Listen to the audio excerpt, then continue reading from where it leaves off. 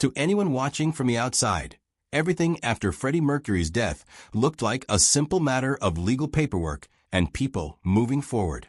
But behind closed doors, the relationship between Mary Austin and Jim Hutton told a far more tangled story.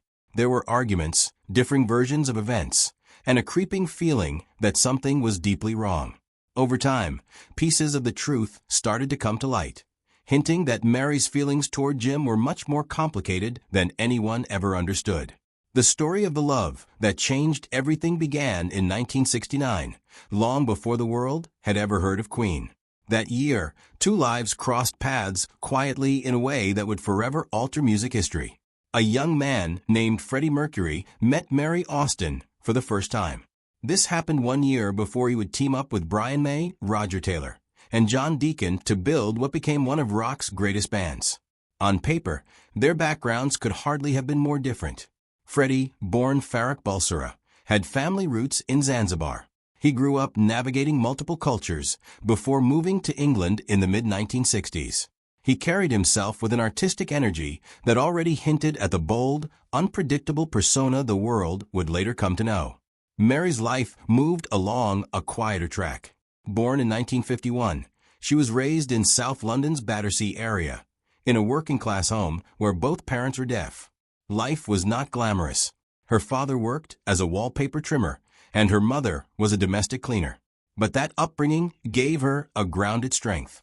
She understood struggle, duty, and simplicity in a way that would later balance Freddie's intensity. Their first meeting was not some grand Hollywood scene. It happened naturally through London's fashion scene. Mary was working at Biba, one of the trendiest shops in the city at the time. Freddie had just finished art college and was running his own clothing stall in nearby Kensington. That world, full of creativity, ambition, and a little chaos, became the place where their paths finally crossed. At first, Mary was not sure what to think of him. She was only 19, reserved and watchful, while Freddie already carried himself like someone meant for something big. He had presence, being loud without saying much, and confidence that could almost feel intimidating. He was not easy to approach, and for a while, he seemed like he came from another planet. But there was something about him she could not ignore. Underneath the bold exterior, she saw an artist, raw, expressive, and completely himself. That contrast pulled her in. What started as curiosity slowly turned into connection, and before long, they became inseparable. It did not take long for them to move in together, building a bond that went far beyond romance. For Mary, this was not shallow love. It was layered and deeply emotional. She felt his highs and lows as if they were her own, describing a connection where she could truly see into who he was as a person. Not just the performer or the personality, but the human being underneath everything. Then the story takes an unexpected turn. That entire relationship, that deep and defining connection, almost never happened. Because before Freddie ever came along, there was someone else. Not just anyone, but one of the people who would later stand beside him on stage. Before Queen, there was a band called Smile, a local London group playing small gigs at pubs and colleges. Freddie was no stranger to them. He was closely connected to their lead singer, Tim Staffel, and was always around, watching, learning, and quietly positioning himself for something bigger. While later versions of the story might make his rise seem sudden, the truth was persistence.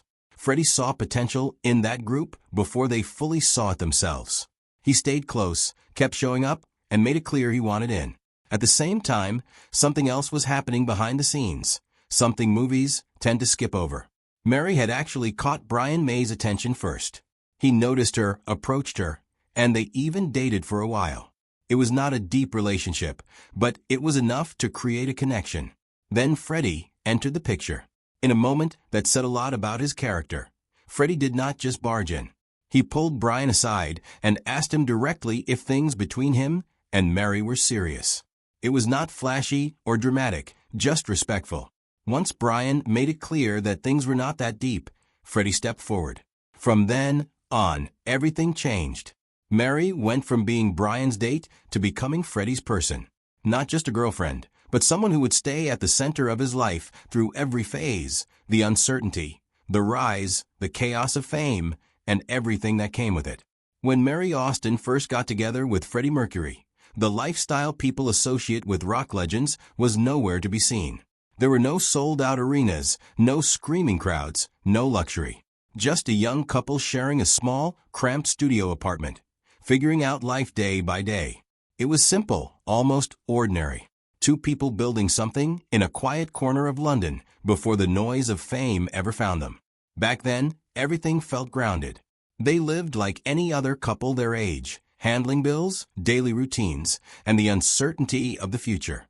But underneath that normalcy, things were already starting to shift. Freddie's ambition was growing, and so was the momentum behind his music. Their relationship moved quickly on the surface.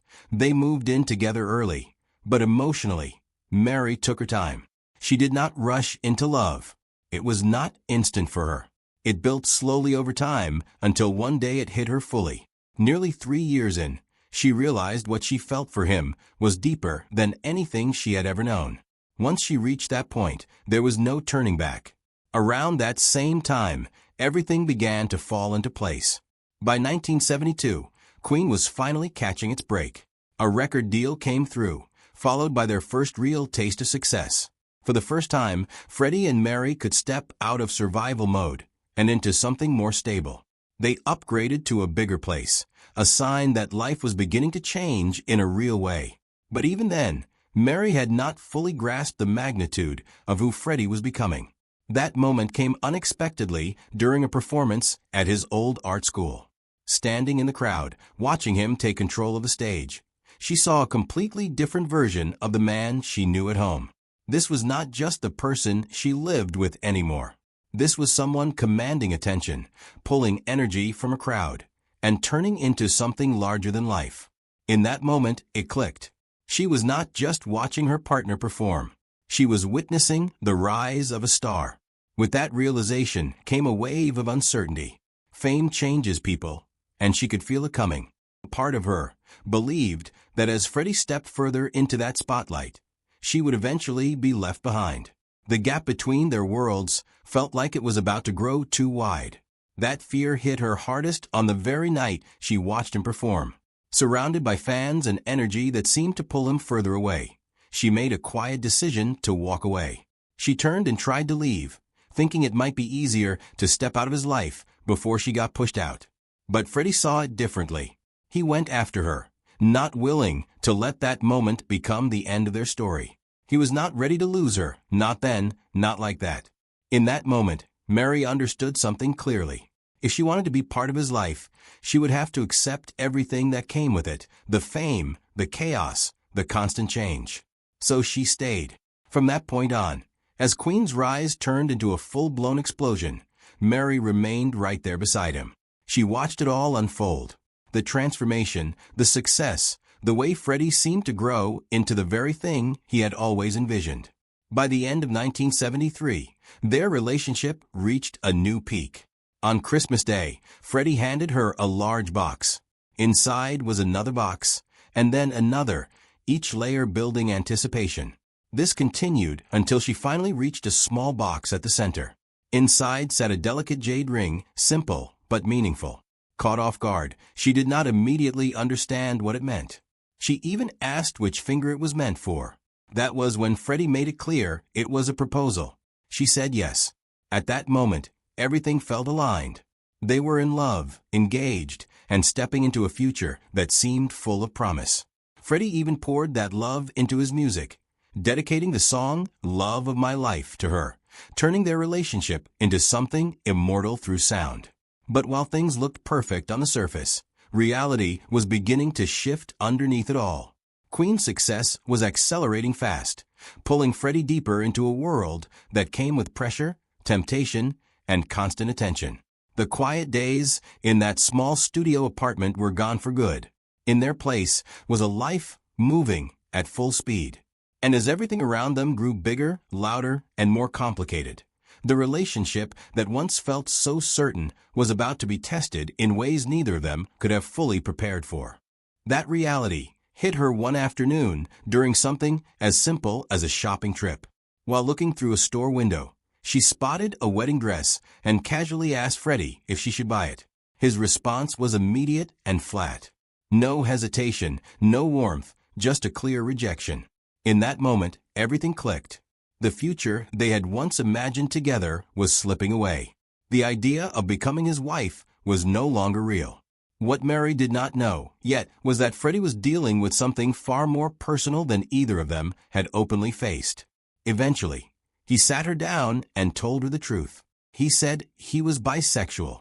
For Mary, it took a moment to process. But once she looked past the surface, she came to a different conclusion. In her mind, this was not confusion or something halfway. She believed he was coming to terms with being gay.